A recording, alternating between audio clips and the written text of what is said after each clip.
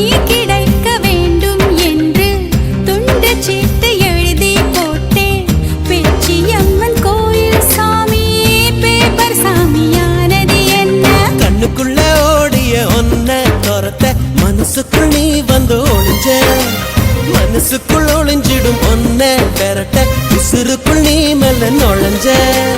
நீ கொடுத்த கல் கூட செங்கல் சாமியானதையா? ஒரு வார்த்தை சொல்ல ஒரு வருஷம் தயங்கி நின்ன. அந்த பார்வை பார்க்க முடியாம நான் ஒதுங்கி நின்ன.